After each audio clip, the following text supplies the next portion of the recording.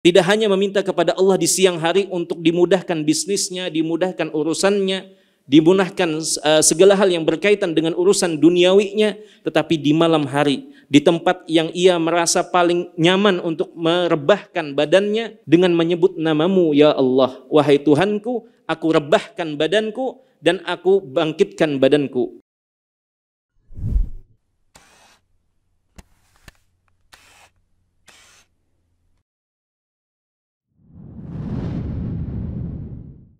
Puji syukur kita haturkan kepada Allah karena sampai detik ini kita masih merasakan nikmat demi nikmat yang diberikannya kepada kita semua. Salawat beriring salam semoga senantiasa tercurahkan kepada junjungan kita, suri tauladan kita, Nabi besar Muhammad sallallahu alaihi wasallam beserta segenap keluarga dan sahabat beliau serta siapa saja yang mengikuti dan menjalankan sunnah beliau hingga akhir zaman kelak. Ikhwan dan akhwat, bapak dan ibu, saudara-saudari seiman yang dimuliakan Allah, kita kembali kepada pengajian rutin kita membahas Kitabut Tauhid dari Sahih Al-Bukhari, di mana kita telah sampai pada bab yang masih berkaitan dengan bab sebelumnya.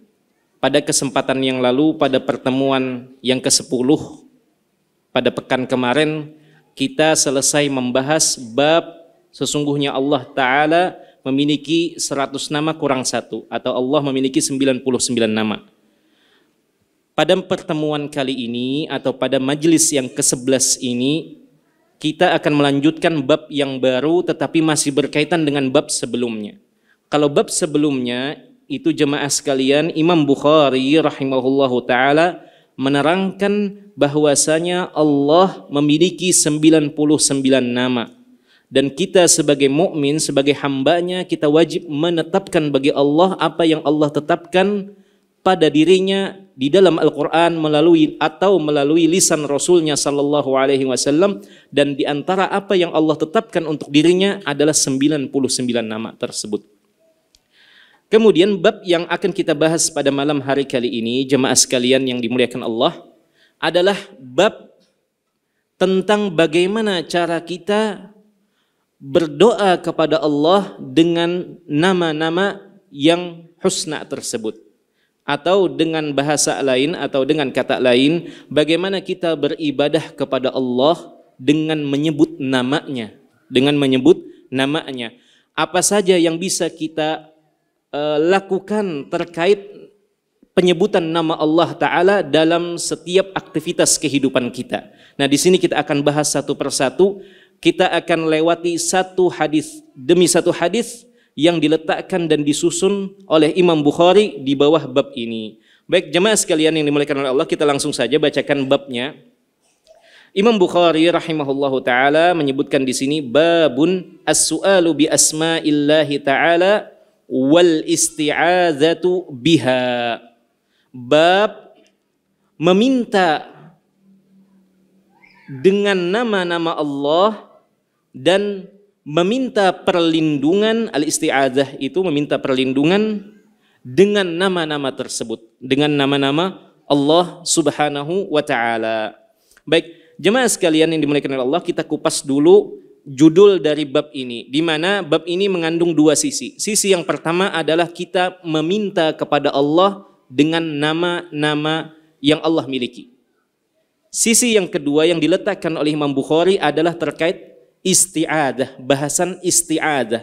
Isti'adah itu sendiri adalah kita meminta perlindungan, talabul auz, meminta perlindungan, himayah, penjagaan kepada Allah Ta'ala dengan menyebut namanya,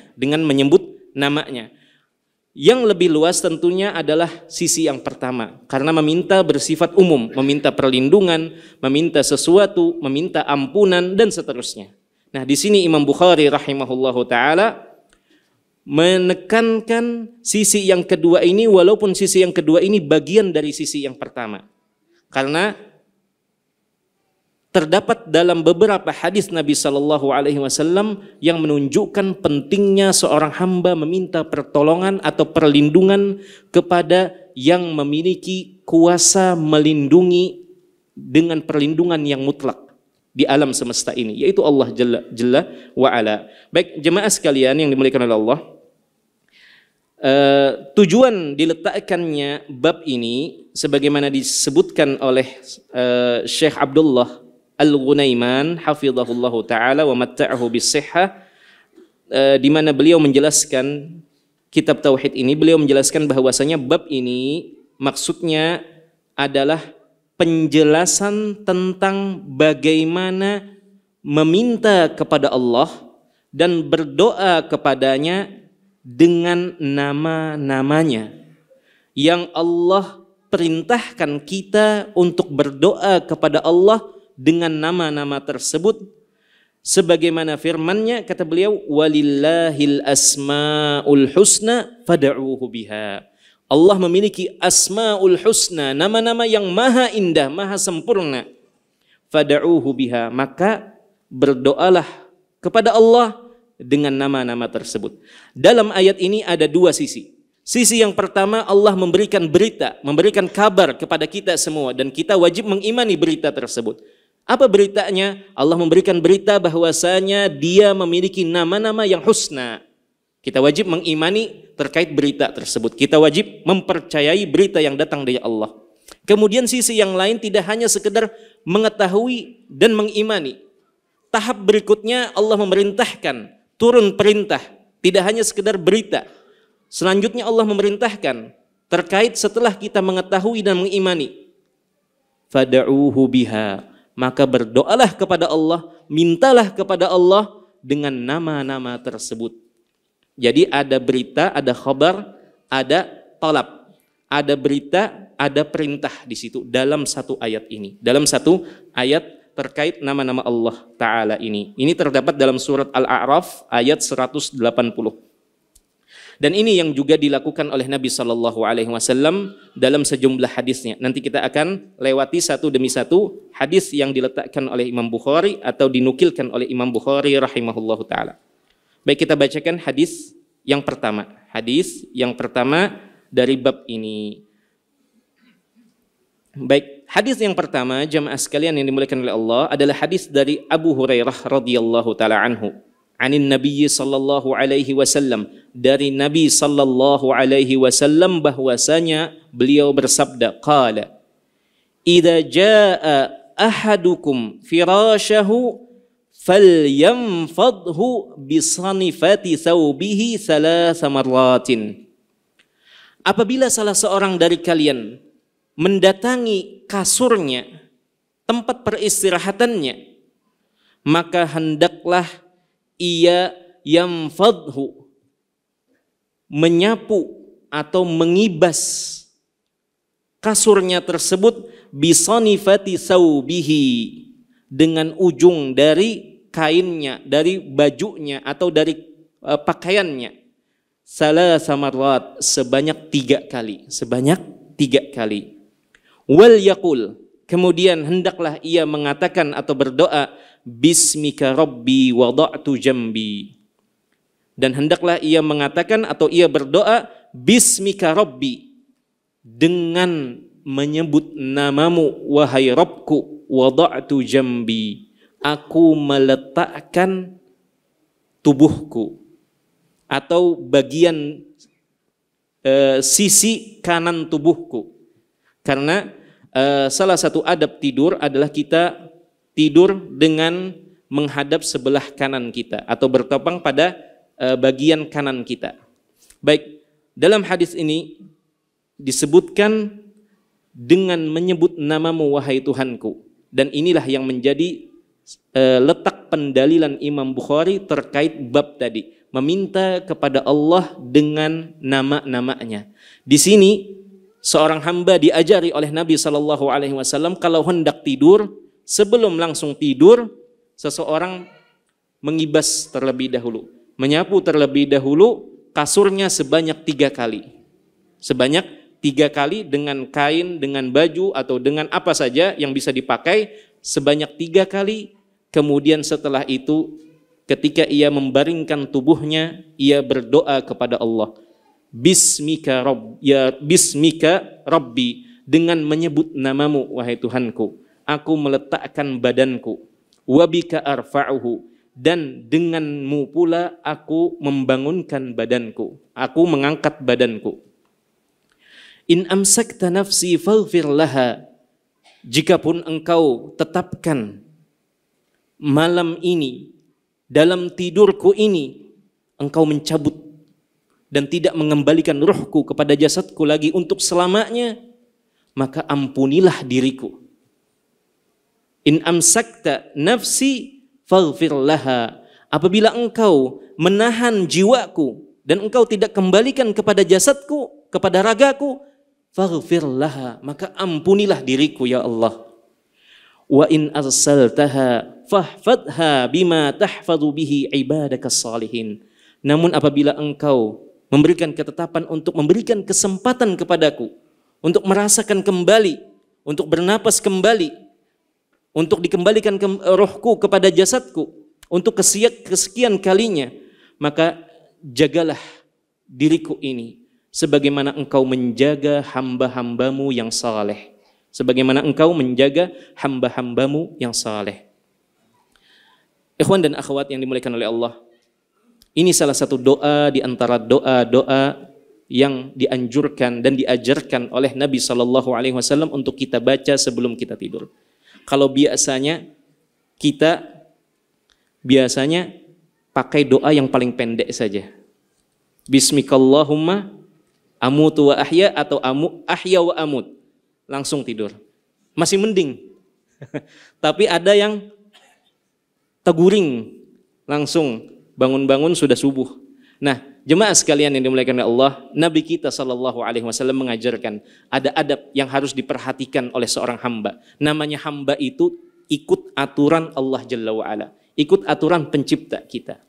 Di sini dilihat di sini bagaimana Nabi SAW berusaha mengajarkan umatnya agar senantiasa selalu terikat dan menjaga hubungan ini dengan Allah Ta'ala. Sekalipun hendak terlelap tidur, ada diajari oleh Nabi SAW bagaimana seorang hamba tetap menjaga ikatan tersebut, selalu terhubung kepada Allah, dan ia menyerahkan urusannya, tidak hanya urusan di siang harinya, urusan di malam harinya, di dalam kamarnya, tempat peristirahatannya, tempat yang ia merasa dirinya aman dari gangguan manusia yang lain.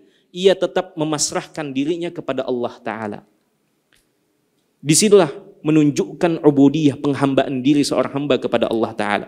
Tidak hanya meminta kepada Allah di siang hari untuk dimudahkan bisnisnya, dimudahkan urusannya, dimudahkan segala hal yang berkaitan dengan urusan duniawinya, tetapi di malam hari, di tempat yang ia merasa paling nyaman untuk merebahkan badannya, ia juga mengingat Allah Ta'ala.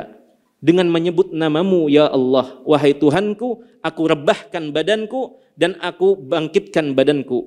Ya Allah, jika sekiranya engkau tidak mengembalikan jiwaku kepada ragaku malam ini, artinya dimatikan selajur, diwafatkan untuk selamanya oleh Allah Ta'ala, maka kita telah meminta kepada Allah agar diri kita diampuni oleh Allah pada malam itu. Betapa banyak orang yang terlelap tidur dan tidak bangun untuk selamanya. Dan siapa yang menyangka atau siapa yang tahu jika seandainya malam ini kita tidur dan itu menjadi tidur terakhir kita, dan kita bangunnya di alam kubur. Tidak ada yang menyadari atau tidak ada yang mengetahui, karena itu perkara yang gaib dan kita telah ambil pada pembahasan yang sebelumnya. Kemudian hamba tersebut juga mengatakan, ya Allah, jika engkau mengembalikan jiwaku kepada ragaku setelah terlelap tidur, maka jagalah aku sebagaimana engkau menjaga hamba-hambamu yang saleh. Baik, ini hadis yang pertama yang dibawakan oleh Abu Hurairah radhiyallahu taala anhu. Ada yang masih ingat siapa nama Abu Hurairah radhiyallahu taala anhu? Sahabat yang paling banyak meriwayatkan hadis Nabi sallallahu alaihi wasallam. Sahabat yang posisinya nomor 1 dalam periwayatan hadis Nabi sallallahu alaihi wasallam. Ada yang masih ingat siapa nama Abu Hurairah? Ada yang masih ingat? Abdurrahman bin Sakhar. Walaupun ada terjadi perbedaan di kalangan pakar sejarah, di kalangan pakar ilmu hadis, ilmu rijal terkait nama Abu Hurairah, nama yang pastinya siapa, namun yang paling masyhur di kalangan kaum muslimin adalah Abdurrahman. Nama beliau adalah Abdurrahman. Karena sejumlah sahabat itu ada yang lebih populer, lebih dikenal luas dengan kunyahnya, dengan sebutannya seperti Abu Hurairah ini. Kemudian ada pula Abu Sa'id Al-Khudri radhiyallahu taala anhu, ada juga Abu Musa Al-Asy'ari, kemudian ada juga Abu Dzar Al-Ghifari, kemudian ada juga Ummu Sulaim, ada Ummu Salamah dan seterusnya. Yang kita ini lebih familiar, lebih kenal dengan kunyahnya, dengan kunyah para sahabat tersebut. Baik, jemaah sekalian yang dimuliakan oleh Allah, kita lanjutkan hadis yang kedua. Masih seputar adab tidur, tetapi bukan adabnya yang dipelajari di sini atau disoroti, tetapi tentang bagaimana kita meminta kepada Allah dengan menyebut namanya sekalipun dalam urusan kita hendak tidur. Artinya seorang hamba selalu memasrahkan urusannya, memasrahkan dirinya dalam semua kondisi hidupnya, sekalipun dalam masalah ketika ia hendak tidur. Hadis yang kedua yang dibawakan oleh Imam Bukhari adalah hadis yang berasal dari Hudzaifah ibnul Yaman radhiyallahu taala anhuma. Baik, sedikit kita menyoroti tentang Hudzaifah radhiyallahu taala anhu. Beliau salah satu sahabat yang terkenal dan dikenal dengan satu keutamaan atau keistimewaan Hudzaifah ibnul Yaman ini yang tidak disebutkan dimiliki oleh para sahabat yang lain, yaitu beliau adalah sahibu sirrin Nabi sallallahu alaihi wasallam, sahabat yang memegang rahasia Nabi sallallahu alaihi wasallam. Jadi secara khusus Nabi memberikan rahasia kepada Hudzaifah ini, dan beliau merupakan orang yang terpercaya. Beliau jaga rahasia itu rapat-rapat. Salah satu rahasia yang dikabarkan oleh Nabi sallallahu alaihi wasallam adalah tentang nama-nama orang-orang munafik di zaman tersebut. Sampai Umar sekalipun radhiyallahu taala anhu, orang nomor 2 dari umat ini setelah Rasul sallallahu alaihi wasallam dan setelah Abu Bakar radhiyallahu taala anhu, Umar ini setiap ada yang meninggal, beliau lihat dahulu Hudzaifah ini ikut sholat atau tidak.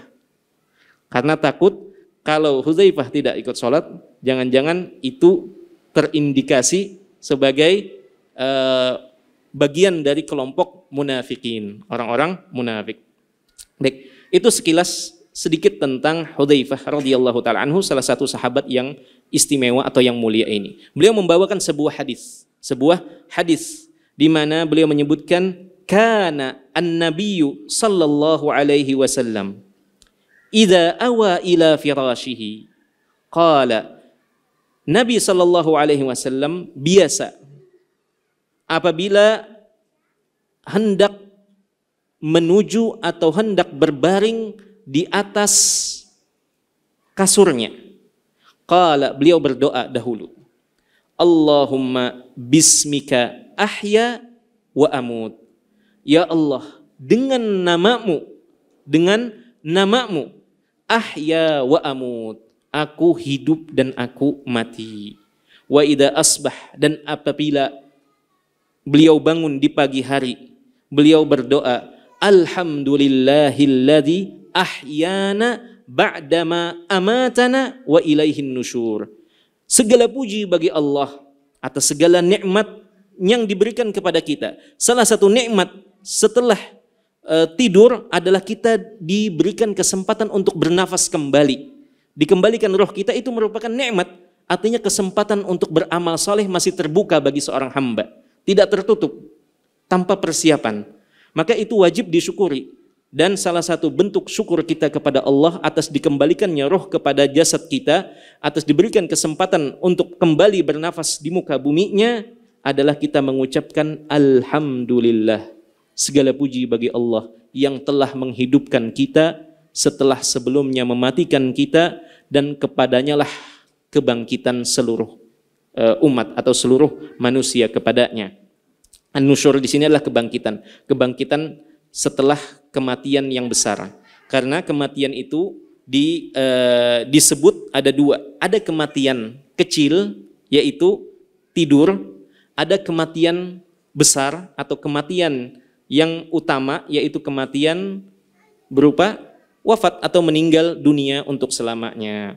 Baik, di sini disebutkan yang telah menghidupkan kami setelah mematikan kami. Kematian yang di sini maksudnya adalah kematian kecil, kematian berupa tidur, Nah, jemaah sekalian yang dimuliakan oleh Allah, bentuk pendalilan atau letak pendalilan dari Imam Bukhari terkait hadis ini dan hubungannya dengan bab tadi adalah pada doa sebelum tertidur, yaitu bismikallahumma atau Allahumma bismika ahya wa amut. Ya Allah, dengan namamu aku hidup dan aku mati. Hal ini senada dengan firman Allah Ta'ala, Qul inna salati wa nusuki wa mahyaya wa mamati lillahi rabbil alamin. Hanya untuk Allah, hidup dan mati kita hanya untuk Allah Jalla wa Ala. Baik, ini hadis yang kedua jemaah sekalian yang dimuliakan oleh Allah, dan ini adalah doa yang lain yang perlu dibaca oleh seorang hamba jika hendak terlelap tidur. Baik, kemudian hadis yang ketiga karena agak banyak hadisnya dalam bab ini. Hadis yang ketiga jemaah sekalian adalah hadis yang berasal dari Abu Dzar radhiyallahu taala anhu. Hadis yang ketiga yang diletakkan oleh Imam Bukhari rahimahullah di sini adalah hadis dari Abu Dzar. Hadis ini senada dengan hadis Hudzaifah, namun ada sedikit perbedaan dalam lafadznya, dalam lafadz doanya.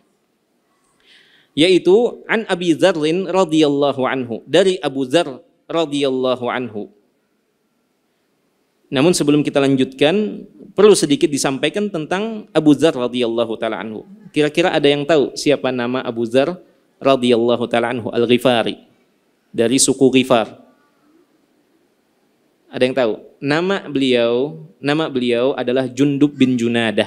Jundub bin Junadah dari suku Al-Ghifar. Walaupun sebagian pakar hadis mereka ada yang berbeda pendapat tentang nama sahabat ini dan juga nama bapaknya. Apakah memang Jundub atau ada nama lain? Dan juga bapaknya Junadah, apakah Junadah atau nama yang lain? Namun yang masyhur dan yang mahfud di kalangan hufadzul hadis adalah Jundub bin Junadah ini. Jundub bin Junadah. Baik, beliau merupakan salah satu sahabat yang dikategorikan sebagai as-sabiqin al-awwalin fil Islam. Sahabat yang pertama-tama atau generasi pertama atau gelombang pertama dalam memeluk Islam. Baik, beliau membawakan sebuah hadis di sini yang dinukilkan oleh Imam Bukhari rahimahullahu taala. Kata beliau, qala kana an-nabiy sallallahu alaihi wasallam idza akhadha matja'ahu minal lail. Nabi sallallahu alaihi wasallam biasa apabila beliau hendak beristirahat di peristirahatannya atau di kasurnya di malam hari minal lail, qala, Nabi berdoa, bismika namutu wa nahya. Dengan namamu ya Allah kami mati dan kami hidup. Fa idza staiqad, dan apabila terbangun di pagi hari tentunya beliau berdoa, Allah alhamdulillahilladzi ahyana ba'dama amatana wa ilaihin nusyur. Doanya masih sama dengan doa yang dikeluarkan atau diriwayatkan oleh Hudzaifah tadi. Yang berbeda adalah doa sebelum tidurnya. Doa sebelum tidur. Kalau di hadis Hudzaifah ini disebutkan ya Allah, dengan namamu aku hidup dan aku mati. Kalau hadis Abu Dzar, ya Allah, dengan namamu aku atau kami mati dan kami hidup, atau kami wafat dan kami hidup. Kalau yang tadi kami hidup dan kami wafat atau mati. Kalau yang ini kami mati dan kami hidup. Nah, itu perbedaan antara dua redaksi dari hadis Abu Dzar Al-Ghifari dan Hudzaifah radhiyallahu taala anhuma. Baik, dari dua hadis ini diambil faedah atau diambil pelajaran bahwasanya di dalam kedua hadis ini terdapat anjuran agar seorang hamba memperhatikan adab sebelum tidur dan sesudah tidur. Dan bentuk perhatian seorang hamba terhadap adab ini adalah dengan membaca doa ini sebelum tidur dan setelah tidur. Sebelum tidur diawali dengan penyebutan nama Allah Ta'ala dalam permintaan seorang hamba sebelum ia tidur. Dan ketika ia telah bangun dari tidurnya, ia memperhatikan adab terkait hal ini dengan memuji Allah Ta'ala. Memuji Allah Ta'ala atas apa? Atas nikmat dikembalikannya ruh kepada jasad, dikembalikannya jiwa kepada raga kita. Baik, itu terkait hadis yang ketiga yang dikeluarkan oleh Imam Al-Bukhari rahimahullahu ta'ala. Baik, hadis yang keempat. Hadis yang keempat. Hadis yang keempat. Hadis yang lain atau terkait adab yang lain. Kalau tadi adab tidur. Baik, hadis yang keempat ini datang dari sahabat yang disebut sebagai 4 Abdullah dari kalangan sahabat. Abadilah namanya. Jadi ada gelar untuk beberapa sahabat yang mereka itu terhitung sebagai sahabat yang muda. Mereka memiliki nama Abdullah, sama-sama Abdullah, tapi bapaknya beda. Itu dikenal dengan nama Abadidah Arba'ah. Ada 4 Abdullah namanya. Salah satunya adalah ini, Ibnu Abbas. Ibnu Abbas ini nama beliau adalah Abdullah bin Abbas. Abdullah bin Abbas, kemudian ada juga Abdullah bin Umar atau Ibnu Umar biasanya, Abdullah bin Umar. Kemudian ada pula Abdullah, sebelum itu Abdullah bin Amru bin As. Abdullah bin Amru bin As. Nah, yang terakhir ulun lupa. Apakah Abdullah bin Mas'ud atau satu lagi? Nah, mungkin di antara kaum muslimin, di antara antum jemaah sekalian ada yang menghafalnya atau ada yang mengingatnya. Apakah Abdullah bin Mas'ud yang keempat atau ada nama sahabat cuman belum terlintas di pikiran ulun atau di ingatan ulun saat ini. Baik, salah satu dari Abadilah Arba'ah ini adalah Ibnu Abbas. Dan Ibnu Abbas ini jemaah sekalian yang dimuliakan oleh Allah, beliau ini merupakan sahabat yang begitu semangat dalam mencari dan menggali ilmu agama.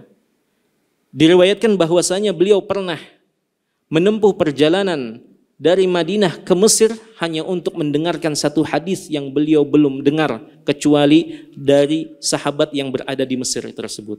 Karena kita tahu setelah Nabi SAW wafat, para sahabat menyebar ke berbagai penjuru negeri. Maka ada satu hadis yang Ibnu Abbas belum mendengarnya atau belum mengumpulkannya, dan beliau ingin mendengarnya langsung dari sahabat yang mendengarkan dari Nabi SAW. Artinya ini merupakan sahabat yang begitu semangat dalam menimba ilmu agama, dalam mencari ilmu. Baik, beliau membawakan hadis ini, dan hadis yang dibawakan ini merupakan adab bagaimana hubungan suami istri. Bagaimana suami dan istri memperhatikan adab di dalam Islam. Dan ini pun juga diatur di dalam Islam. Baik, salah satu adab terkait hubungan suami dan istri dibawakan oleh Ibnu Abbas ini, beliau menuturkan qala Rasulullah sallallahu alaihi wasallam. Rasul sallallahu alaihi wasallam bersabda, "Law anna ahadakum idza arada ay ya'tiya ahlah faqala bismillah Allahumma jannibna asyaitana wa jannibish syaitana ma razaqtana fa innahu yuqaddar bainahuma waladun fi dzalika lam yadurruhu syaitanun abada." Sabda Nabi sallallahu alaihi wasallam, apabila salah satu dari kalian hendak mendatangi keluarganya, maksud keluarganya di sini adalah istrinya, pasangannya. Apabila salah satu dari kalian hendak mendatangi pasangan sahnya, pasangan halalnya, istrinya, kemudian hendaklah ia berdoa atau kemudian ia berdoa bismillah dengan nama Allah. Ini bentuk atau letak pendalilan dari hadis ini dan hubungannya dengan bab tadi. Bismillah. Lagi-lagi seorang hamba meminta kepada Allah, meminta dilindungi dari setan, dari gangguan setan dalam berhubungan suami istri, dalam berhubungan suami istri atau dalam jima. Di situ seorang hamba berdoa Bismillah dengan nama Allah atau dengan menyebut nama Allah. Allahumma jannibna syaitana. Ya Allah, jauhkan kami dari setan. Jauhkan kami dari setan. Wa jannibis syaitana ma razaqtana. Dan jauhkan setan dari apa yang engkau berikan kepada kami, dari rizki yang engkau berikan kepada kami. Para ulama menyebutkan rizki yang diberikan kepada kami adalah berupa anak atau buah hati dari hubungan tersebut. Kata Nabi SAW, itu selesai doanya, kemudian Nabi menyebutkan fadilah dari doa tersebut di dalam hadis yang sama. Kata Nabi, fa innahu yuqaddar bainahuma walad, kalau seandainya dari hubungan tersebut ditakdirkan kedua pasangan ini, suami istri ini mendapatkan anak, mendapatkan buah hati, apa fadilahnya? Kalau seorang suami membaca doa tadi, lam yadurrahu syaitanun abada, niscaya setan tidak akan mampu membahayakan anak tersebut, tidak akan mampu membahayakan janin tersebut. Baik, ini salah satu fadilah doa jima atau doa berhubungan suami istri. Baik, lihat di sini jamaah sekalian yang dimuliakan oleh Allah, Bapak dan Ibu, bagaimana di dalam syariat Islam diperhatikan segala hal, dalam segala kondisi telah diatur oleh syariat Islam yang begitu sempurna ini. Karena ia datang dari Allah Jalla wa'ala, zat yang maha sempurna, yang mana kesempurnaan merupakan sifatnya, bagian dari dirinya, yang menurunkan syariat yang sempurna ini dan telah disampaikan oleh Nabi SAW yang sangat amanah dalam menyampaikan apa yang dipesankan oleh Allah Ta'ala dalam nubuwahnya ini. Baik, itu terkait adab berhubungan suami istri. Baik, hadis yang berikutnya, hadis yang keberapa nih? Kelima ya. Hadis yang kelima adalah hadis yang datang dari Adi bin Hatim. Beda-beda sahabat yang kita lewati pada malam hari kali ini, ada banyak sisi dari kehidupan kita. Kita dengarkan bagaimana adab-adab yang disampaikan oleh Nabi SAW dan dinukilkan oleh para sahabatnya, dan kita melalui beberapa sahabat tadi. Baik, hadis yang kelima ini berasal dari Adi bin Hatim. Adi bin Hatim, sedikit kita mengangkat atau menyoroti tentang keistimewaan atau salah satu keistimewaan sahabat ini, Adi bin Hatim.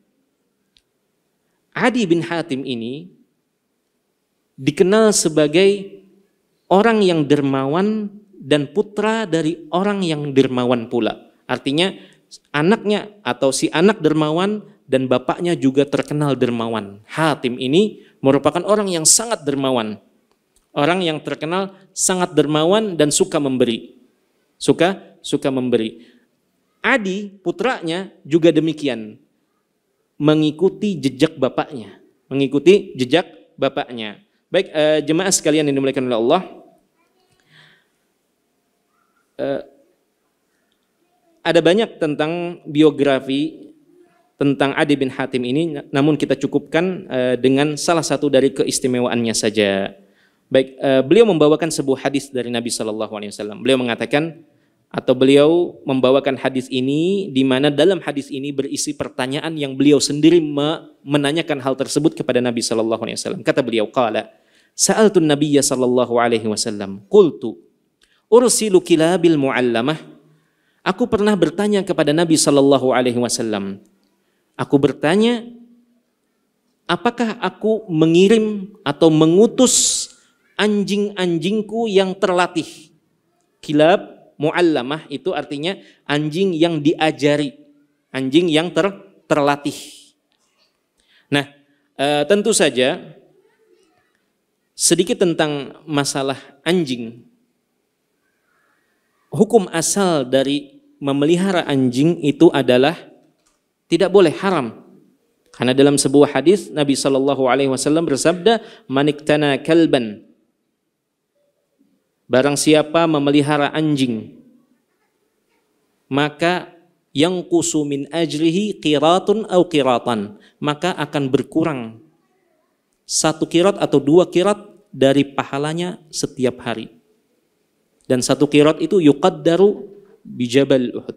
Dan 1 qirat itu diperkirakan atau digambarkan seperti pahala sebesar gunung Uhud. Artinya pahala sholat kita, pahala puasa kita yang kita tumpuk selama ini, kita himpun selama ini untuk bekal kita di akhirat. Kalau kita memelihara anjing, maka akan berkurang sebanyak gunung Uhud itu, sebesar itu setiap harinya.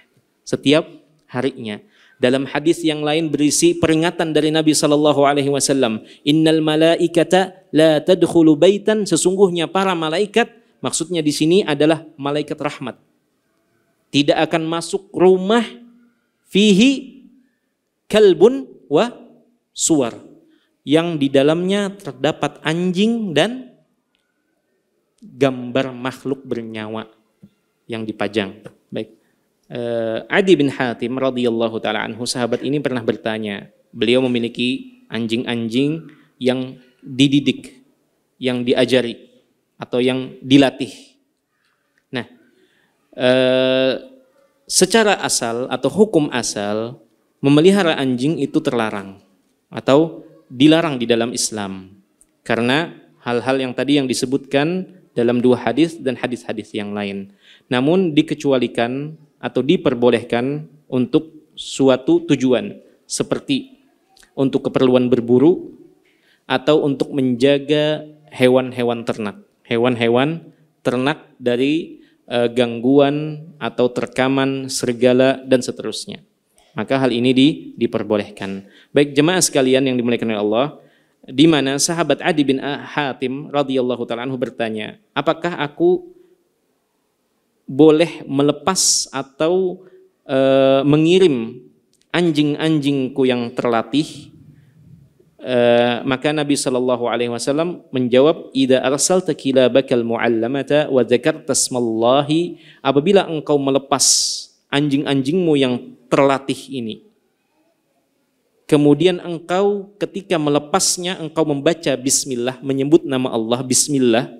Ini letak pendalilan Imam Bukhari terkait bagaimana seorang hamba meminta kepada Allah dengan namanya, dengan menyebut namanya ini.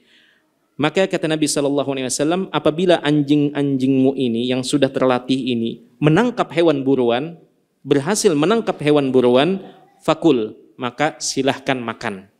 Silahkan makan daging dari hewan buruan yang ditangkap oleh anjing-anjing yang terlatih, yang sebelum engkau melepas mereka untuk berburu dan mengejar hewan buruan, engkau membaca bismillah dengan menyebut Allah atau nama Allah Jalla wa'ala. Kemudian Nabi menambahkan jawaban yang lain. Nah ini faedah yang dapat diambil di sini, nanti kita akan sebutkan di akhir hadis ini. Kata Nabi SAW, wa idza ramaita bil mi'radi fa khazaqa fakul, dan apabila engkau melepas anak panah, kemudian anak panah ini menancap pada hewan buruan, maka makanlah. Maksudnya di sini anak panah itu menembus dan mengeluarkan luka atau darah dari hewan buruan tersebut.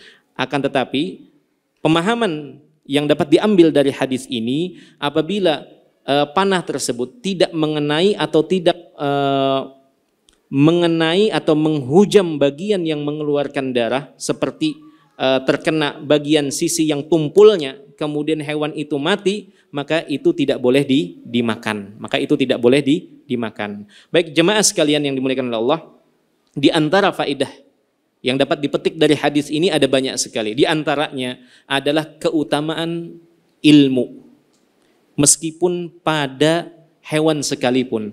Di sini lihat, anjing yang terlatih memiliki hukum yang dikecualikan dari kebanyakan anjing. Dari kebanyakan anjing yang lain. Anjing yang terlatih, kalau mereka berburu dan menangkap hewan buruan, maka itu boleh dimakan hasil buruannya. berbeda dengan anjing yang tidak terlatih. Ini kata para ulama menunjukkan ilmu itu akan mengangkat tidak hanya manusia, namun juga hewan sekalipun juga berbeda hukumnya, dibedakan dari kebanyakan anjing yang tidak dilatih atau tidak diajari. Maka di sini hendaknya kita semakin semangat dalam menggali dan menghiasi diri kita dengan ilmu agama, Faedah yang lain terkait hadis ini adalah yang tadi disebutkan. Nabi SAW tadi ditanya apa oleh sahabat Adi bin Hatim ini tentang hasil buruan yang ditangkap oleh anjing-anjing terlatih miliknya. Nabi sudah menjawab dengan jawaban yang pertama, tetapi Nabi SAW menambahkan jawaban dari pertanyaan yang tidak ditanyakan. Pertanyaannya satu, Nabi menjawab dengan dua jawaban atau dengan dua pernyataan. Yang satu jawaban untuk soalnya, yang kedua adalah tambahan dari Nabi sendiri. Tambahan dari Nabi SAW sendiri, yaitu tentang hukum anak panah yang menancap pada hewan buruan dan hewan buruan tersebut terluka dan hasilnya boleh dimakan. Ini tidak ditanyakan oleh Adi bin Hatim radhiyallahu taala anhu. Dari sini, dari hadis ini diambil faedah bahwasanya salah satu metode Nabi SAW adalah beliau memperhatikan kondisi orang yang bertanya, dan tidak jarang Nabi SAW memberikan penjelasan berlebih dari satu pertanyaan. Terkadang pertanyaannya satu, tetapi Nabi menjelaskan beberapa sisi, beberapa hal. Contoh yang lain, Nabi ditanya tentang air laut, maka Nabi menjawab air laut itu suci dan bangkai ikan itu al-hillu mitatuh. Bangkai hewan atau bangkai ikan di lautan itu boleh dimakan, halal.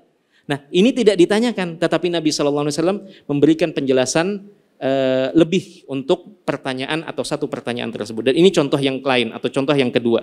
Dan ini merupakan salah satu metode seorang dai. Apabila dia ditanya, kemudian ia memprediksi bahwasanya bisa jadi nanti akan menimbulkan pertanyaan yang lain, maka sebelum ditanyakan ia memberikan jawaban yang menutup celah tersebut, sehingga yang bertanya tidak kebingungan atau memiliki pertanyaan lain yang muncul beberapa saat kemudian. Baik, ini terkait hadis Adi bin Hatim, hadis yang kelima ya tadi ya. Baik, kita langsung sebutkan hadis yang keenam. Semoga masih sempat, ada sekitar masih 4 hadis lagi. Kita sebutkan saja hadisnya. Baik, hadis yang keenam adalah hadis dari ibunda kita Aisyah radhiyallahu taala anha, istri Nabi SAW yang paling dicintai oleh Nabi setelah Khadijah radhiyallahu taala anha. Dan salah satu sahabat yang banyak meriwayatkan hadis dari Nabi SAW. Baik, beliau meriwayatkan hadis ini. Qalat, beliau bersabda atau beliau berkata, menuturkan, qalu ya Rasulullah, inna huna aqwaman hadisan ahduhum bisyirkin. Wahai Rasulullah, sesungguhnya di sini ada sekelompok orang yang mereka itu baru saja masuk Islam, baru selesai keluar atau baru meninggalkan kesyirikan. Artinya mereka baru masuk Islam, Muslim yang baru masuk Islam. Wa ya'tuna biluhmanin, mereka itu datang kepada kami, memberikan hadiah kepada kami karena bertetangga itu dengan daging. Mereka memberikan daging ini kepada kami. Tidak disebutkan apakah daging dalam bentuk yang sudah dimasak atau masih daging mentah. Namun yang menjadi disoroti di sini adalah apa yang setelahnya. Kata sebagian sahabat ini, la nadri yadhkuruna smallahi 'alaiha am la. Kami tidak tahu apakah mereka ini, Muslim yang baru ini, mereka menyebut nama Allah atas daging ini, maksudnya ketika menyembelihnya, apakah mereka sudah menyebut nama Allah atau tidak? Kami ragu, ini kami terima atau tidak, karena kami tahu mereka ini baru masuk Islam dan baru meninggalkan kesyirikan. Maka Nabi SAW mengatakan, uzkuru antum ismallahi wa kulu. Maka antum, kata Nabi, kalian sebutlah nama Allah, kemudian silahkan santap atau silahkan makan. Nah, jemaah sekalian yang dimuliakan oleh Allah, perlu dipahami dalam hadis ini, ada hal yang perlu dipahami di sini. Yang pertama adalah bukan berarti apabila daging itu atau sembelihan itu ayam, kambing atau sapi, ketika disembelih tidak menyebut nama Allah, kemudian sebelum kita menyantapnya kita menyebut nama Allah, itu menjadi halal. Tidak, bukan ini yang dimaksudkan. Ia tetap pada status hukumnya tidak boleh dimakan kalau disembelih dengan menyebut nama selain Allah atau tidak menyebut nama Allah Jalla wa'ala. Artinya hadis ini bukan dipahami bahwasanya semua sesembelihan yang lupa menyebut nama Allah atau tidak menyebut nama Allah dan menyebut nama yang lain dalam menyembelih, statusnya berubah kalau kita menyebut nama Allah ketika hendak menyantap dagingnya. Tidak seperti itu. Maksudnya di sini dalam hadis ini adalah kita menyantap daging yang dikasih oleh saudara kita, walaupun ia baru masuk Islam dan baru saja meninggalkan agama yang sebelumnya, dengan kita menyebut nama Allah agar daging tersebut semakin berkah. Agar daging tersebut semakin berkah. Dan Nabi SAW mengajarkan kepada kita untuk menggunakan persangkaan yang paling kuat, karena secara zahir mereka yang mengasihkan daging ini mereka sudah masuk Islam, maka dihukumi mereka insya Allah menyembelihnya dengan cara Islam, menghukumi dengan zahir, dengan yang nampak, dengan yang nampak. Maka Nabi SAW memberikan solusi untuk menghilangkan keraguan di hati para sahabat yang sudah lama tentunya masuk Islam. Kalau dikasih hadiah oleh sebagian kaum muslimin yang baru masuk Islam dan mereka ragu apakah ini daging ini hasil dari sembelihan yang menyebut nama Allah atau tidak, kata Nabi, uzkuru antum, karena secara asal mereka adalah muslim walaupun baru masuk Islam. Baik, ini yang perlu dipahami. Baik, hadis yang keberapa? Ketujuh. Hadis yang ketujuh adalah hadis yang datang dari Anas bin Malik radhiyallahu taala anhu. Anas bin Malik merupakan beliau semasa mudanya atau semasa kecil melayani Nabi SAW selama 10 tahun. Dan tentu saja banyak menyerap ilmu dari Nabi SAW dan keseharian Nabi SAW beliau melihatnya dengan kedua matanya sendiri. Nah, beliau meriwayatkan sebuah hadis bahwasanya kata beliau, dhahan Nabiyyu SAW bikabsyaini yusammi wa yukabbir. Nabi SAW menyembelih dengan dua domba yusammi wa yukabbir. Nabi mengucapkan nama Allah dan bertakbir ketika menyembelih. Nah, bentuk atau letak pendalilannya adalah pada kata yusammi, menyebut nama Allah. Dan ini berkaitan dengan bab yang tadi disebutkan oleh Imam Bukhari. Baik, hadis yang ke-8 adalah hadis dari Jundub. Siapa Jundub ini? Baik, sedikit lagi, sisa 2 hadis lagi kita akhiri nanti ke pengajian kita. Ulun minta waktu sedikit saja. Baik, siapa Jundub yang di sini? Apakah Jundub Abu Dzar Al-Ghifari atau Jundub yang lain? Iya, Jundub bin Abdullah bin Sufyan. Ini adalah sahabat yang lain, bukan Abu Dzar, Baik, kalau Abu Dzar tadi siapa namanya? Jundub bin Junadah. Kalau ini Jundub bin Abdullah atau Abdillah bin Sufyan. Baik, Al-Bajali, dari suku Bajali. Beliau meriwayatkan sebuah hadis dari Nabi SAW bahwasanya beliau syahidan Nabi SAW yauman nahri. Beliau pernah menyaksikan dan melihat Nabi SAW pada hari nahar, hari pemotongan, maksudnya hari Idul Adha. Shalla thumma khataba. Beliau salat Idul Adha, kemudian melakukan khutbah atau menyampaikan khutbah. Faqala, kemudian beliau berpesan. Nabi SAW bersabda, man dzabaha qabla an yusalli falyadhbah makanaha ukhra. Barang siapa menyembelih sebelum salat Id, maka hendaklah ia menyembelih sembelihan yang lain. Cari sembelihan yang lain dan sembelihlah setelah salat. Kemudian wa man lam yadzbah falyadzbah bismillah. Dan barang siapa yang belum menyembelih, maka ketika ia menyembelih hendaklah menyebut nama Allah. Falyadzbah bismillah, dengan nama Allah. Ini letak pendalilan dari bab tadi. Baik, hadis yang terakhir, hadis yang ke-9. Hadis yang ke-9 dari Abdullah bin Umar. An Ibnu Umar radhiyallahu taala anhuma qala, beliau menuturkan qala Nabi sallallahu alaihi wasallam, Nabi sallallahu alaihi wasallam bersabda, la tahlifu bi abaikum. Janganlah kalian bersumpah dengan bapak-bapak kalian atau dengan menyebut nama bapak kalian.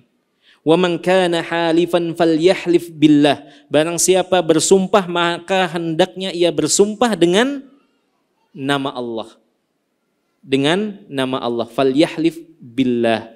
Nah, kira-kira mana letak pendalilan dari ayat atau hadis yang terakhir ini? Coba kita telusuri hadis yang terakhir ini. Baik, Nabi SAW pertama melarang, kemudian yang kedua memberikan solusi. Larangan berupa la tahlifu bi abaikum. Janganlah kalian bersumpah dengan nama bapak kalian atau nama lain dari nama-nama makhluk yang tentunya hakikat dari sumpah ini adalah seseorang mengucapkan nama yang diagungkannya, yang dihormatinya, bukan nama sembarangan. Ia bersumpah dengan nama bapaknya, artinya ia menghormati betul bapaknya, dan ini menjadi adat kebiasaan Arab-Arab jahiliyah pada waktu itu. Makanya ketika Nabi SAW datang membawa Islam, beliau melarang hal ini. Janganlah kalian bersumpah dengan nama bapak kalian. Karena sumpah ini termasuk syirkul alfad, termasuk kesyirikan di lisan, syirik dalam pengucapan. Nah, jemaah sekalian yang dimuliakan oleh Allah, kenapa sumpah dilarang dengan selain Allah, dengan nama selain Allah? Karena rahasia di dalam sumpah itu ada terletak pada pengagungan, penghormatan orang yang bersumpah dengan menyebutkan nama yang dihormatinya dan diagungkannya. Untuk sesuatu penekanan, untuk sebuah perkara penekanan. Maka Nabi SAW kemudian di kalimat berikutnya beliau mengarahkan, memberikan solusi. Beliau melarang, kemudian memberikan solusi dan arahan. Kata Nabi SAW, man kana halifan, barang siapa bersumpah atau hendak bersumpah, maka hendaklah ia bersumpah dengan Allah atau dengan satu dari nama-nama Allah. Dengan nama Allah, dengan nama Ar-Rahman, dengan nama Ar-Rahim, dengan nama Al-Aziz dan seterusnya. Dengan menyebut nama Allah Jalla fi'ula. Baik, ini terkait tentang hadis yang terakhir, di mana di sini terdapat penyebutan nama Allah dalam urusan sumpah. Dalam urusan sumpah untuk menekankan kebenaran dalam sesuatu hal. Dalam suatu hal seseorang ingin menekankan agar orang lebih percaya, ia mengatakan demi Allah ini bagus misalkan. Demi Allah fulan yang melakukan. Biasanya untuk sesuatu perkara yang ingin ditekankan penyampaiannya, Demikian apa yang dapat disampaikan pada malam hari kali ini. Semoga apa yang disampaikan pada malam hari kali ini bermanfaat untuk kita semua dan semakin mendekatkan kita kepada Allah Jalla wa'ala, semakin meningkatkan keimanan kita kepada Allah Jalla wa'ala, dan semoga Allah Ta'ala, kita berdoa di penghujung majelis ilmu kali ini, Allah Ta'ala menjaga dan melindungi saudara-saudara kita kaum muslimin dimanapun mereka berada yang sedang ditindas oleh musuh-musuh Allah. Semoga Allah Ta'ala meninggikan derajat mereka, memberikan ganjaran yang besar di sisinya untuk kaum muslimin yang tertindas dimanapun mereka berada, baik itu di Palestina dan Suriah dan negara-negara atau tempat-tempat yang lain. Demikian, subhanakallahumma wa bihamdika asyhadu an la ilaha illa anta astaghfiruka wa atubu ilaik. Assalamualaikum warahmatullahi wabarakatuh. Terima kasih. Jazakumullah khairan wa barakallahu fikum. Video ini dibuat atas partisipasi dari donasi Anda. Semoga menjadi amal jariah bagi Anda semuanya.